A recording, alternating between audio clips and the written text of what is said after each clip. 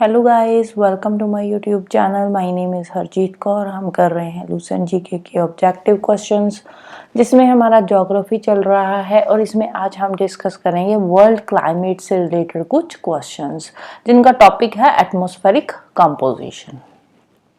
तो question number 1 है assertion nitrogen and oxygen are the main components of atmosphere by volume। तो by volume अगर हम बात करें तो हमारे एटमॉस्फेयर में नाइट्रोजन कितने परसेंट है? 78% है। एंड ऑक्सीजन कितना है? अप्रोक्सीमेटली अगर हम बात करें तो ऑक्सीजन है 21%। और ये दोनों गैसेस मिला के टोटल कितना बन रहा है हमारे एटमॉस्फेयर का? 99% बन रहा है। ठीक है, और बाकी की जो 1% है वो बाकी की गैसेस है। तो असर्शन वाली जो स्टेटमेंट है बिल्कुल सही स्टेटमेंट है। रीजन क्या है? Both of these gases have very important associations with life. तो दोनों गैसेस ही हमारी लाइफ के लिए इंपॉर्टेंट है, क्योंकि नाइट्रोजन से क्या होता है? नाइट्रोजन फिक्सेशन होती है। प्लांट्स की जो फूड बनाने में हेल्प मिलती है नाइट्रोजन फिक्सेशन के थ्रू। फोटोसिंथेसिस में नाइट्रोजन जो है उसको यूज करके प्लांट्स जो है वो अपना फूड बनाते हैं। ऑक्सीजन तो सबके लिए इंपॉर्टेंट है, सबको पता ही है, ब्रीदिंग के लिए जरूरी है ऑक्सीजन। तो असर्शन एंड रीजन दोनों ही स्टेटमेंट्स जो है वो करेक्ट है and R is the correct explanation of A. तो ऑप्शन ए आ जाएगा answer. Next, cold polar areas and subtropical continental deserts are location where the volume of water vapor can approach। अब अगर हम बात करें कोल्ड पोलर एरियाज की, तो पोलर एरियाज में क्या होता है? आइस होती है। ठीक है, अब यहाँ पे आइस होगी, वहां पे वाटर वेपर जो है वो नहीं होंगे। अगर हम बात करें सब ट्रॉपिकल कॉन्टिनेंटल डेजर्ट्स की, तो यहाँ पे भी जो पानी बहुत कम होता है, ड्राई वेदर होता है ऑलमोस्ट। तो यहाँ पे भी ड्राई वेदर होता है, तो ड्राई वेदर में वाटर वेपर जो है नहीं होंगे। तो यहाँ पे जो वाटर वेपर होते हैं वो कहाँ तक पहुंचते हैं? 0% तक होते हैं यहाँ पे water vapours. Next, which of the following statement is are correct about troposphere. Troposphere क्या है? ट्रोपोस्फेयर एटमॉस्फेयर की लेयर है। अब ये जो एटमॉस्फेयर है ना, एटमॉस्फेयर की अलग अलग लेयर्स है। जैसे अर्थ के अंदर हमने देखा था, क्रस्ट हो गया, एस्थीनोस्फीयर, मेंटल की लेयर हो गई, तो इनर कोर हो गई, आउटर कोर हो गई। ऐसे ही एटमॉस्फेयर की भी लेयर्स है। जैसे ये अर्थ है, अर्थ के ऊपर एटमॉस्फेयर की अलग अलग लेयर्स है। सबसे पहली लेयर जो अर्थ के ऊपर आती है वो कौन सी है? वो है ट्रोपोस्फेयर की लेयर।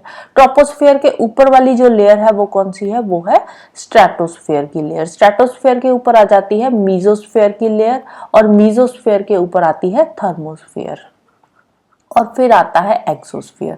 और एक्सोस्फीयर के बाद में क्या आता है? बाद में आ जाता है आउटर स्पेस। तो ये है एटमॉस्फेयर की लेयर्स। सबसे पहले जो अर्थ के पास लेयर है कौन सी है? वो ट्रोपोस्फेयर है। ट्रोपोस्फेयर के ऊपर आती है स्ट्रेटोस्फेयर की layer, then mesosphere, thermosphere and exosphere. अब ये जो ट्रोपोस्फेयर की लेयर है, ट्रोपोस्फेयर की लेयर में ज्यादातर जो एटमॉस्फेयर होता है, 80% जो एटमॉस्फेयर का मास है ना, वो ट्रोपोस्फेयर में ही होता है। बाकी 19.9% होता है स्ट्रेटोस्फेयर में, और ऊपर वाली जो लेयर्स होती है बहुत थिन होती है, वहां पे ज्यादा इतनी हवा नहीं होती, एटमॉस्फेयर इतना थिक वहां पे नहीं होता। ज्यादातर जो वेदर फिनोमेना है वो सारे ट्रोपोस्फेयर में ही होते हैं। स्ट्रेटोस्फेयर की बात करें तो स्ट्रेटोस्फेयर में होती है ओजोन की लेयर। इसके अलावा जो लोअर स्ट्रेटोस्फेयर है वहां पे एरोप्लेन्स उड़ते हैं, क्योंकि जो वेदर फिनोमेना है वो अपर ट्रोपोस्फेयर में होते हैं। तो जो वेदर फिनोमेना फिर नीचे रह जाते हैं, और ऊपर जो एयरक्राफ्ट उड़ते हैं, जो एरोप्लेन्स उड़ते हैं, उनको कोई डिस्टर्बेंस नहीं होती। इसीलिए जो एरोप्लेन्स उड़ते हैं वो लोअर स्ट्रेटोस्फेयर की जो लेयर है वहां पे उड़ते हैं।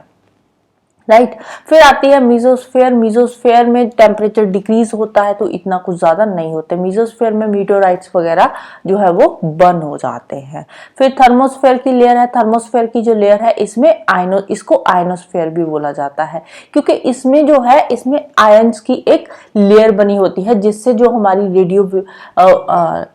रेडिएशंस होती है ना, रेडियो की जो रेडिएशंस होती है, टीवी के सिग्नल्स वगैरह जो भी आते हैं, वो यहाँ से ये जो आयनोस्फेयर की लेयर होती है यहाँ से रिफ्लेक्ट बैक होकर अर्थ पे आते हैं। फिर एक्सोस्फेयर में कुछ ज्यादा होता नहीं है, इसके बाद आउटर स्पेस शुरू हो जाती है।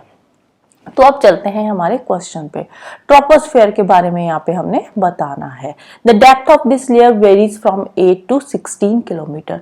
ट्रोपोस्फियर क्या होता है? ट्रोपोस्फियर जो है वो पोल्स पे थिन होता है और इक्वेटर पे थिक होता है। तो अगर हम बात करें लेयर्स की, यहाँ पे सपोज इक्वेटर है, ये पोल्स वाला एरिया है, तो जो ट्रोपोस्फियर की लेयर है वो कुछ इस तरह की है, ठीक है। यहाँ पे अगर हम बात करें इक्वेटर पे, तो इक्वेटर पे जो इसका डिस्टेंस है वो तकरीबन 16 किलोमीटर तक चला जाता है, और पोल्स पे कितना होता है यहाँ पे अप्रोक्सीमेटली 8 किलोमीटर तक ही होता है। तो पोल्स पे ये जो लेयर है वो थिन है और इक्वेटर पे थिक है। जैसे इक्वेटर से पोल्स की तरफ आते हैं तो इसकी जो थिकनेस है वो कम होती जाती है। तो सेकंड स्टेटमेंट क्या है? फर्स्ट वाली स्टेटमेंट जो है वो बिल्कुल सही है। सेकंड क्या है? Greatest depth occur at the tropics where warm temperature cause vertical expansion of the lower atmosphere. तो ज्यादा डेप्थ कहाँ पे होती है? इक्वेटर ट्रॉपिक्स पे के पास ही होती है, उसके बाद ये थिन होती जाती है। ट्रॉपिक्स से जैसे ही पोल्स की तरफ जाते हैं तो धीरे धीरे ये थिन होती जाती है। तो थर्ड वाली स्टेटमेंट भी सही है, ABC तीनों ही सही है। तो आंसर क्या आ जाएगा? All the above. Next assertion, carbon dioxide is an important green house gas. Green house gases की बात करें तो कार्बन डाइऑक्साइड तो है ही है, इसके साथ साथ और कौन सी है? मीथेन ग्रीन हाउस गैस है, क्लोरोफ्लोरोकार्बन हो गया, हाइड्रोफ्लोरोकार्बन हो गया, ये सारी क्या है? ये सारी ग्रीन हाउस गैसेस है जो कि इंपॉर्टेंट गैसेस है। Carbon dioxide, methane, chlorofluorocarbon, hydrofluorocarbon, ये सारी की सारी इंपॉर्टेंट ग्रीन हाउस गैसेस है। रीजन में क्या है? The human cost increase in its concentration in the atmosphere has strengthened the greenhouse effect. अब देखो ह्यूमंस की वजह से क्या हुआ? कार्बन डाइऑक्साइड की कॉन्सेंट्रेशन तो बड़ी ही है, इसके साथ साथ क्लोरोफ्लोरोकार्बन, हाइड्रोफ्लोरोकार्बन, इन सब गैसेस की कॉन्सेंट्रेशन बड़ी है। क्यों? क्योंकि हम देखो रेफ्रिजरेटर्स यूज कर रहे हैं, AC यूज कर रहे हैं घर में, तो इन सब चीजों से कौन सी गैसेस निकलती है? क्लोरोफ्लोरोकार्बन निकलती है। तो ह्यूमन की वजह से कार्बन डाइऑक्साइड की कॉन्सेंट्रेशन तो बड़ी ही है, इसके साथ बाकी की जो ग्रीन हाउस गैसेस है उसकी कॉन्सेंट्रेशन भी बड़ी है। Has definitely contributed to global warming over 100 years. तो पिछले 100 साल से ग्लोबल वार्मिंग है वो बढ़ रही है। तो ये जो दोनों स्टेटमेंट्स है वो इंडिविजुअली करेक्ट है। R is not the correct explanation of A. तो ऑप्शन बी आ जाएगा answer. Next, which of the following statement is are correct about troposphere. फिर से ट्रोपोस्फियर की बात आ गई यहाँ पे। Average depth of troposphere is approximately 11 kilometre, बिल्कुल सही है, क्योंकि ट्रोपोस्फियर की डेप्थ अगर देखें तो हम ये वेरी करती है 8 to 16 के बीच में। तो इसकी अगर हम एवरेज निकालेंगे तो वो अप्रोक्सीमेटली 11-12 ही आएगी। तो ए वाली स्टेटमेंट सही है। About 80% of total mass of atmosphere is contained in troposphere. ज्यादातर जो 80% एटमॉस्फेयर की गैसेस वगैरह है, वो जो भी थिकनेस है डस्ट पार्टिकल से, वो सारे कहाँ पे है? वो ट्रोपोस्फियर की लेयर में ही एग्जिस्ट करते हैं। तो बी वाली स्टेटमेंट भी सही है। It is also the layer where the majority of our weather exist. ज्यादातर जो वेदर फिनोमेना होते हैं वो सारे के सारे ट्रोपोस्फियर में ही होते हैं। तो सी वाली स्टेटमेंट भी सही है। जो स्ट्रेटोस्फियर में वेदर फिनोमेना होते हैं वो ना के बराबर होते हैं, बहुत ही कम होते हैं। ज्यादातर जो वेदर फिनोमेना वो सारे के सारे ट्रोपोस्फियर में ही होते हैं। तो ऑप्शन डी आ जाएगा इसका answer. Next, which type of layer extend from an average altitude 11 to 50 kilometers above the Earth's surface? अब देखो मैंने बताया था पहले, जो फर्स्ट 8 to 16 किलोमीटर तक कौन सी लेयर है? ट्रोपोस्फियर की लेयर है। तो उसके ऊपर जो लेयर कौन सी आती है? स्ट्रेटोस्फियर की। तो अप्रोक्सीमेटली अगर हम देखें तो 11 किलोमीटर से लेकर 50 किलोमीटर तक जो लेयर है वो कौन सी है? वो है स्ट्रेटोस्फियर की लेयर है। ठीक है, अगर हम किलोमीटर्स की बात करें तो जो ट्रोपोस्फियर की लेयर है ना, ट्रोपोस्फियर की लेयर वेरी करती है 8 to 16 किलोमीटर के बीच में। फिर अगर हम बात करें स्ट्रेटोस्फियर की, तो स्ट्रेटोस्फियर की जो लेयर है ये ऊपर चली जाती है, फिर अप्रोक्सीमेटली 11 किलोमीटर से शुरू होती है, पोल्स पे 8 से शुरू होती है, तो इक्वेटर पे 16 से, तो अप्रोक्सीमेट अगर हम ले तो 11-12 के बीच में शुरू हो जाएगी। ठीक है, तो 11 किलोमीटर से लेकर 50 किलोमीटर तक जो लेयर है वो कौन सी है? वो स्ट्रेटोस्फियर की लेयर है। स्ट्रेटोस्फियर के ऊपर आती है मीजोस्फियर, और ये जो मीजोस्फियर है ये आती है 50 किलोमीटर से लेकर 80 किलोमीटर के बीच में जो लेयर है वो है मीजोस्फियर की। मीजोस्फियर के ऊपर आ जाती है फिर एक्सोस्फियर, थर्मोस्फियर, और ये जो लेयर्स है ये 80 किलोमीटर से ऊपर होती है। 80 किलोमीटर से जो ऊपर वाली लेयर्स है वो आ जाएगी एक्सो एंड थर्मोस्फियर में। ठीक है, तो ये तीनों लेयर्स का जो डिस्टेंस है वो याद रखना जरूरी है। फर्स्ट 8 से 16 तक कौन सी है? ट्रोपोस्फियर है, अगर हम एवरेज बात करें तो एवरेज कितना आ जाएगा ट्रोपोस्फियर का, 11 किलोमीटर तक का आ जाएगा, 0 से 11 किलोमीटर तक। फिर स्ट्रेटोस्फियर 11 से 50 तक है, मीजोस्फियर 50 टू 80 तक है, 80 से ऊपर एक्सोथर्मोस्फियर्स की लेयर्स आ जाती है, ठीक है। तो 11 टू 50 के बीच में स्ट्रेटोस्फियर की लेयर है। Next, which of the following statement is are correct about stratosphere. अब यहाँ पे स्ट्रेटोस्फियर के रिगार्डिंग कुछ फैक्ट्स दे रखे हैं। The layer extend up from an average altitude of 11 to 50 kilometre. Stratosphere की लेयर 11 टू 50 किलोमीटर के बीच में है, तो ए वाली स्टेटमेंट बिल्कुल सही है। The stratosphere contains about 19.9% of total mass found in the atmosphere. 80% जो एटमोस्फियर का मास है वो कहाँ पे है, ट्रोपोस्फियर में है, और 19.9% जो मास है एटमोस्फियर का वो कहाँ पे है, वो है स्ट्रेटोस्फियर में, और 0.1% जो मास है वो मीजोथर्मो एंड आयनोस्फियर में आ जाता है, ठीक है। तो बी वाली स्टेटमेंट भी सही है। वेरी लिटिल वेदर अकर इन स्ट्रेटोस्फियर। स्ट्रेटोस्फियर में ज्यादा वेदर फिनोमेनास नहीं होते, ज्यादातर जो वेदर फिनोमेनास होते हैं वो कहाँ पे होते हैं, ट्रोपोस्फियर में ही होते हैं। तो सी वाली स्टेटमेंट भी सही है। तो तीनों की स्टेटमेंट सही है, तो ऑप्शन डी आ जाएगा answer all the above. Next, which of the following statement is are correct.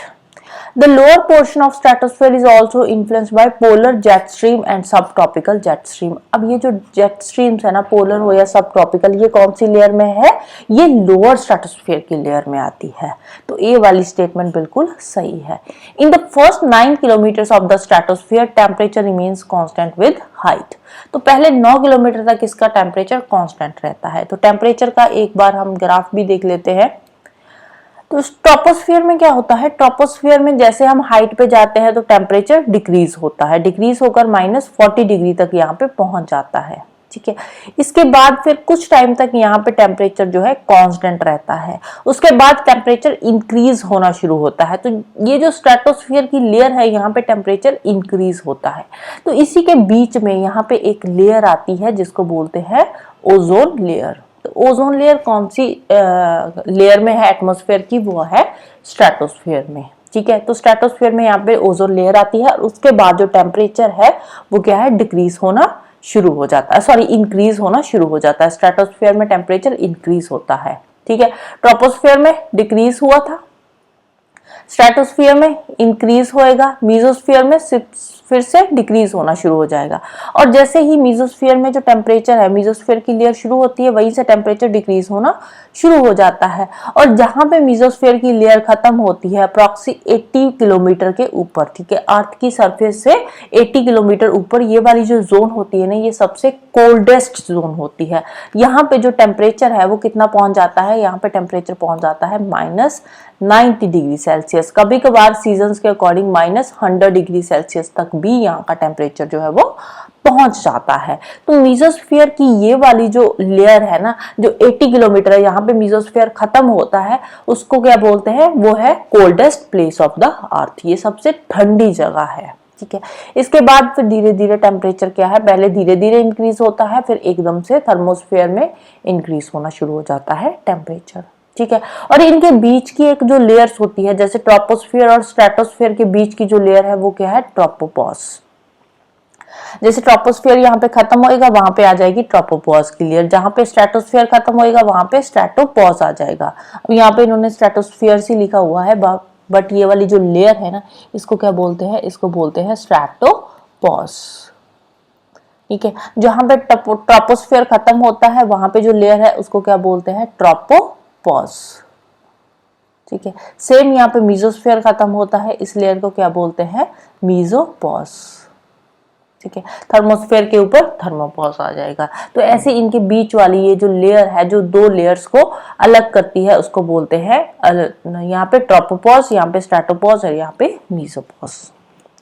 फिर इसकी थर्ड स्टेटमेंट क्या है, सेकंड वाली स्टेटमेंट जो है वो बिल्कुल सही है। थर्ड वाली क्या है, the higher temperature found in this region of the stratosphere occur because of the localized concentration of ozone gas molecules। अब यहाँ पे टेम्परेचर इंक्रीज क्यों होता है स्ट्रेटोस्फेयर में, क्योंकि यहाँ पे ओजोन की एक लेयर होती है। तो ओजोन गैस मॉलिक्यूल्स की वजह से जो स्ट्रेटोस्फेयर है उसमें टेम्परेचर क्या है, इंक्रीज होता है। तो सी वाली जो स्टेटमेंट है वो भी सही है। तो तीनों की तीनों स्टेटमेंट सही है, तो आंसर आ जाएगा all the above. Next, separating the mesosphere from the stratosphere is a transition zone. अब ये बीच वाली ट्रांजिशन जोन जिसके बारे में मैंने बताया था, ट्रोपोपॉज, स्ट्रेटोपॉज, मीजोपॉज। अब यहाँ पे देखो स्ट्रेटोस्फीयर खत्म हो रहा है और मीजोस्फीयर शुरू हो रहा है, तो वहां पे कौन सी जो है ट्रांजिशन जोन होगी, वहां पे होगी स्ट्रेटोपॉज। ये रहा स्ट्रेटोस्फीयर, यहाँ पे खत्म हो रहा है, मीजोस्फीयर शुरू हो रहा है, तो ये वाली जो लेयर है बीच वाली, ये कौन सी है, ये है stratopause. Next, in the mesosphere, the atmosphere reaches its coldest temperature, about -90 degrees Celsius at the height of, कितनी हाइट पे होता है, 80 किलोमीटर्स में। बुक में इसका आंसर 50 किलोमीटर्स है, ठीक है, तो जो कि गलत है, क्योंकि देखो 50 किलोमीटर से टेम्परेचर इंक्रीज होना शुरू होता है, तो जो कोल्डेस्ट प्लेस है वो कहाँ पे है, वो 80 किलोमीटर है, जहाँ पे मीजोस्फीयर खत्म होता है, तो वो वाली जो प्लेस है ये कोल्डेस्ट प्लेस है, तो इसका आंसर आएगा 80 किलोमीटर, नॉट 50 किलोमीटर, राइट। फिर नेक्स्ट है, at the top of mesosphere there is another transition zone. Mesosphere के ऊपर आता है मीजोपॉज, तो ये आ जाएगा answer. The last atmospheric layer has an altitude greater than 80 kilometre is called. तो मीजोस्फीयर 80 किलोमीटर तक है, 80 किलोमीटर के बाद आता है मीजोपॉज, मीजोपॉज के बाद, मीजोपॉज क्या है, ये एक ट्रांजिशन जोन है, ठीक है, मीजोपॉज एक ट्रांजिशन जोन है। इसके बाद जो एटमॉस्फेयर की लेयर शुरू होती है वो है थर्मोस्फीयर, तो ऑप्शन डी इसका आंसर आएगा। बुक में जो आंसर है वो मीजोपॉज है, जो कि गलत है, क्योंकि जो मीजोपॉज है ये एक ट्रांजिशन जोन है, ये एटमॉस्फेरिक लेयर नहीं है, तो जो एटमॉस्फेरिक लेयर है वो है थर्मोस्फीयर की लेयर, राइट। फिर नेक्स्ट चलते हैं, which of the following layer of the atmosphere has electricity conducting layer which make short wave radio transmission possible long distance। तो कौन सी लेयर है, वो है आयोनोस्फीयर, ठीक है, डी ऑप्शन इसका आंसर आ जाएगा। Next, the layer of earth atmosphere that is directly above the stratosphere and directly below the thermosphere. Stratosphere के बाद कौन सी लेयर आती है, मीजोस्फीयर की लेयर आ जाती है, ठीक है, और मीजोस्फीयर के ऊपर आ जाती है थर्मोस्फीयर की लेयर, और स्ट्रेटोस्फीयर के नीचे कौन सी लेयर है, ट्रोपोस्फीयर, ठीक है, तो आंसर क्या आ जाएगा इसका, mesosphere, option D. Next, which of the following statement is are correct.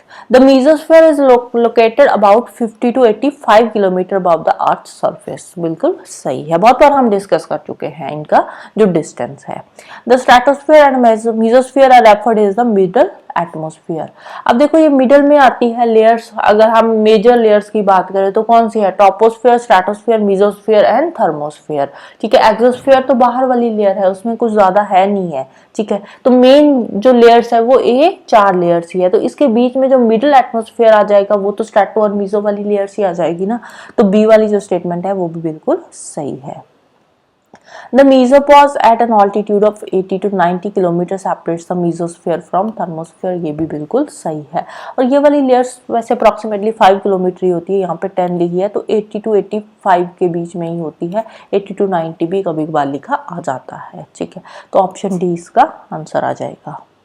Which of the following statement is correct? The mesosphere lies above maximum altitude for aircraft and below the minimum altitude for orbital spacecraft। अब ये जो mesosphere है aircraft के उड़ने के लिए ये बहुत ही हाई ऑल्टीट्यूड हो जाता है, लेकिन अगर हम बात करें स्पेसक्राफ्ट के लिए इसका जो डिस्टेंस है वो कम है, इसीलिए mesosphere में ना तो एयरक्राफ्ट होते हैं और ना ही स्पेसक्राफ्ट होते हैं, तो ए वाली स्टेटमेंट जो है वो बिल्कुल सही है। It has only been accessed through the use of sounding rockets. Sounding rockets के थ्रू ही हम इसको एक्सेस कर सकते हैं, ज्यादा मेसोस्फीयर के बारे में इतना अभी तक पता नहीं है। It is most poorly understood part of the atmosphere, इसके बारे में हमें ज्यादा पता नहीं है, तो तीनों की तीनों स्टेटमेंट सही है, तो ऑप्शन डी आ जाएगा इसका answer. Next, with in the mesosphere temperature decrease with increasing altitude, तो ये वाली स्टेटमेंट सही है। ट्रोपोस्फीयर में टेम्परेचर डिक्रीज होता है, स्ट्रेटोस्फीयर में इंक्रीज होता है, मेसोस्फीयर में फिर से डिक्रीज होता है और उसके ऊपर फिर टेम्परेचर इंक्रीज होता रहता है, राइट। तो इसका रीजन क्या है, this is due to decreasing solar heating and increasing cooling by CO2 radiative emissions, ठीक है, तो ये वाली स्टेटमेंट भी सही है, तो दोनों स्टेटमेंट सही है and R is the correct explanation of A, तो ऑप्शन ए आ जाएगा answer. Next, the top of mesosphere called mesopause. यहाँ पे मीजोस्फीयर खत्म होती है, थर्मोस्फीयर शुरू होती है, तो उसके बीच वाली जो ट्रांजिशन जोन है उसको क्या बोलते हैं, मीजोपॉज बोलते हैं। And mesopause is the coldest place on earth. तो ए वाली स्टेटमेंट बिल्कुल सही है। The temperature in the upper mesosphere fall as low as -100 degree Celsius varying according to latitude and season. तो टेम्परेचर जो मीजोस्फीयर का है, अपर मीजोस्फीयर का जिसको मीजोपॉज बोलते हैं, इसका टेम्परेचर -100 तक भी पहुंच जाता है according to season and latitude. तो रीजन वाली स्टेटमेंट भी सही है। इसीलिए अब देखो इसका टेम्परेचर -100 तक पहुंच जाता है, इसीलिए ये वाली जो रीजन है, जो लेयर है, ये कोल्डेस्ट प्लेस है अर्थ का। ठीक है, तो दोनों स्टेटमेंट सही है and R is the correct explanation of A. तो ऑप्शन ए आ जाएगा answer. Next, noctilucent clouds are located in mesosphere. बिल्कुल सही है। ये जो नॉक्टिल्यूसेंट क्लाउड्स है, इनको नाइट शाइनिंग क्लाउड्स भी बोला जाता है। और ये वाले जो क्लाउड्स है, ये ज्यादातर विजिबल होते हैं सैन फ्रांसिस्को में, यूएसए वाले एरिया में। और वहां पे ये ज्यादातर विजिबल क्यों होते हैं, क्योंकि वहां पे जो रॉकेट लॉन्चिंग का प्रोसेस बहुत ज्यादा होता है, इसीलिए वहां पे नॉक्टिल्यूसेंट क्लाउड्स अपियर होते हैं। और ज्यादातर जो साइंटिस्ट है, साइंटिस्ट का क्या मानना है कि ये जो नॉक्टिल्यूसेंट क्लाउड्स है ना, ये रॉकेट लॉन्चिंग की वजह से ही यहाँ पे बनते हैं, इस लेयर में बनते हैं। तो असर्शन वाली जो स्टेटमेंट है बिल्कुल सही स्टेटमेंट है। रीजन क्या है, the mesosphere is also the region of ionosphere known as D layer. अब देखो ये जो आयोनोस्फीयर है, हम बार बार बात कर रहे हैं कि जो आयोनोस्फीयर की लेयर है वो थर्मोस्फीयर में है, लेकिन यहाँ पे इन्होंने बोला कि mesosphere is also the region of ionosphere. अब ये जो आयोनोस्फीयर है ना, इसकी 3 लेयर्स होती है।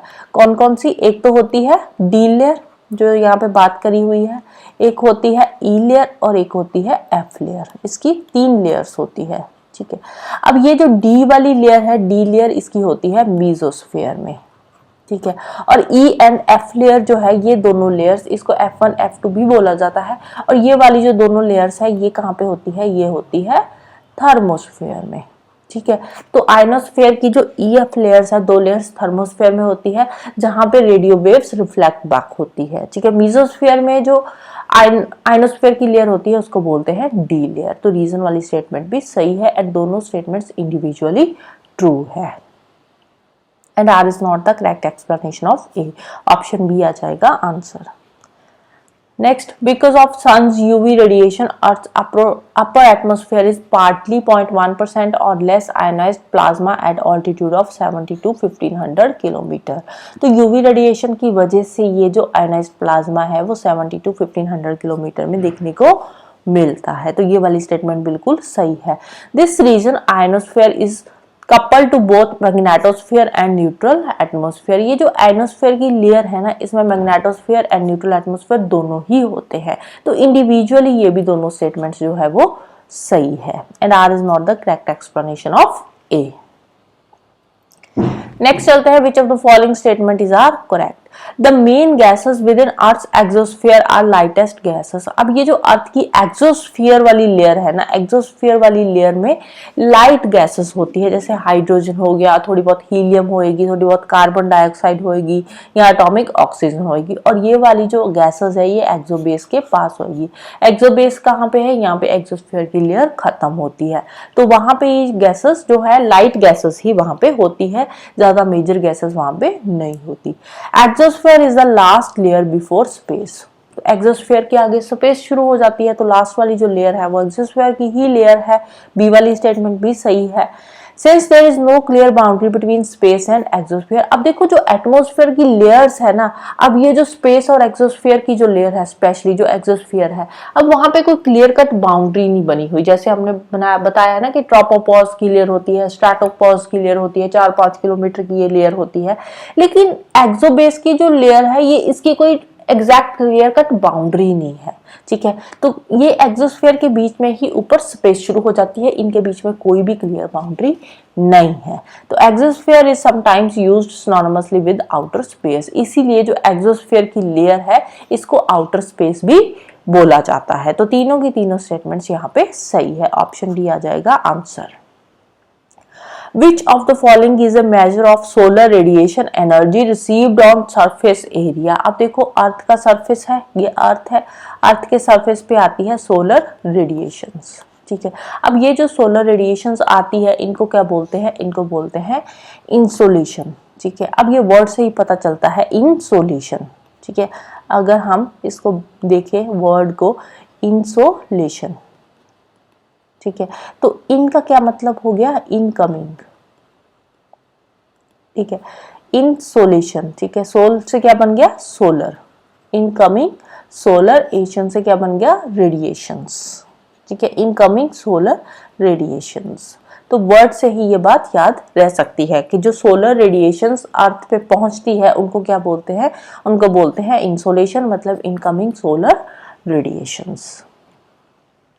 Next, which of the following is quantified as proportion or percentage of solar radiations of all wavelengths reflected by a body or surface?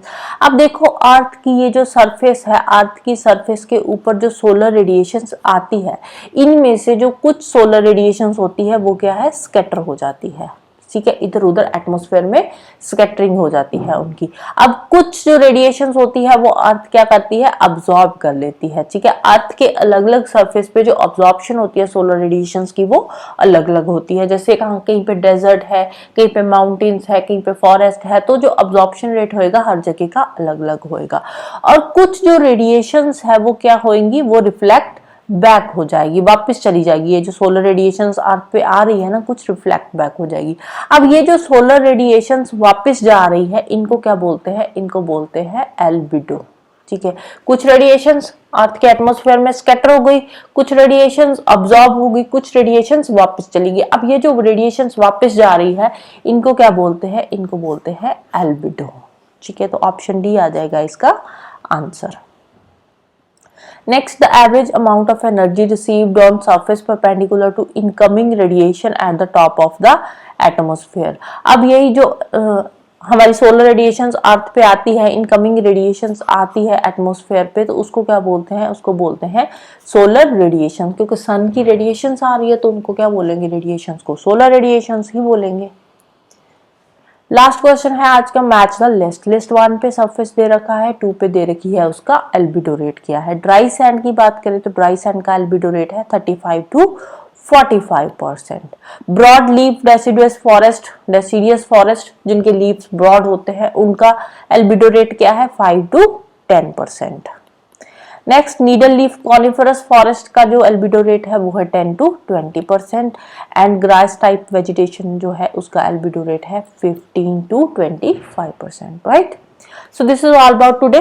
तो जाने से पहले वीडियो को लाइक कर देना, शेयर कर देना और चैनल को सब्सक्राइब कर लेना। Thank you, bye bye, have a nice day.